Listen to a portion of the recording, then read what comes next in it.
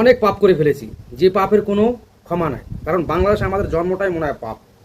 তা না হলে এখন যে সিস্টেম নিয়ে আসছে যে মোটর সাইকেলের উপরে ভ্যাট বসানো হবে, একটা জিনিস মাথায় আমার ঢুকতেছে না, বা আপনাদের কীভাবে ঢুকতেছে তাও আমি জানি না।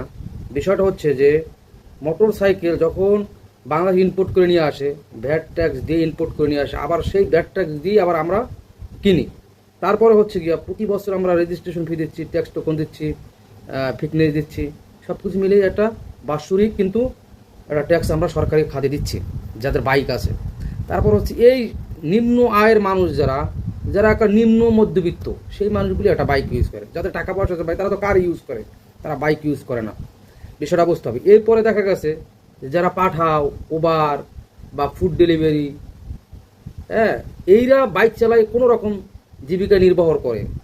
তাদেরকে যদি বছরে 5,000 টাকা মানে আপনি ব্যাট ট্যাক্স নিচ্ছেন, এটা তো অনেকেই আমি দেখতেছি যে বলতে সেটা এক ধরনের চাঁদাবাজি। আবার অনেকেই আমাকে এখানে এসে গালাগালি করবেন যে তুমি কি বুঝো। আরে ভাই, আমি একজন নাগরিক হিসাবে যতটুকু বুঝি আমার বলার, এবং আমরা নাগরিক সেবা যেটা পাওয়া সেটা আমার বলাদের অধিকার আছে, আমাদের এটা নিয়ে বলতে হবে। বিষয়টা হচ্ছে যে এটা এক ধরনের আমি মনে করবো চাঁদাবাজি। এইটা নিয়ে দেশের উন্নয়ন করবেন, দেশের উন্নয়ন করবেন সেটাই বুঝতে পারছি, কিন্তু দেশের উন্নয়ন করতে হলে যে এই বাইকের উপরে ভ্যাট ট্যাক্স বসাতে হবে, বাইক দিয়ে এখানে কি কোনো আয়ের উৎস আছে কিনা, ব্যয় আছে প্রতি মাসে। দেখা গেছে যে 2 থেকে 3,000 টাকা তার তেল ভরতে হয়, বা 5,000 টাকা তেল ভরতে হয় বাইকে। এখানে কিন্তু আয়ের কোনো উৎস নাই।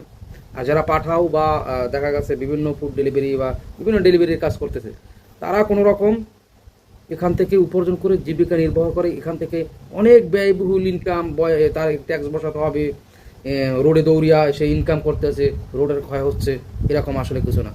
রোডের ক্ষয় এই কারণেই হয়, আমরাও তো দেশ বিদেশে ঘুরি ভাই, আমরাও তো জানি রোড যদি সঠিকভাবে যেটা বরাদ্দ হয়, বরাদ্দ অনুযায়ী কাজ হইতো, তাই একটা রোড করলে 5 বছরে 10 বছরে রিপেয়ার করা লাগতো না, সর্বনিম্ন 5 বছর রিপেয়ার করা লাগতো না।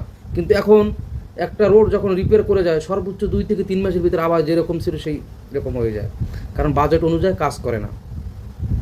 তো এই যে সিদ্ধান্ত, এটা জানি না যে মাননীয় প্রধানমন্ত্রীকে কে দিচ্ছে বা কারা দিচ্ছে। এটা আমি ধরি এক ধরনের তার মগজ ধোলাই করতেছে, যাতে করে দলেরও ক্ষতিগ্রস্ত হওয়ার একটা সম্ভাবনা আছে, দলের উপর এফেক্ট করার সম্ভাবনা আছে, যে ভুলভাল সিদ্ধান্ত নিয়ে মানুষের উপরে, জনগণের উপরে চাপিয়ে দেওয়া। জনগণ তাদেরকেই ক্ষমতা বসায় যারা দেশ ঠিকঠাক মতো পরিচালনা করতে পারবে, বা জনগণ এবং জাতি এবং দেশের উপকার হবে। এমন কিছু করবেন না যাতে করে দেশ এবং জাতি ক্ষতিগ্রস্ত হয়, তাহলে কিন্তু দল ক্ষতিগ্রস্ত হবে। এমন আছে কিনা যে মানুষ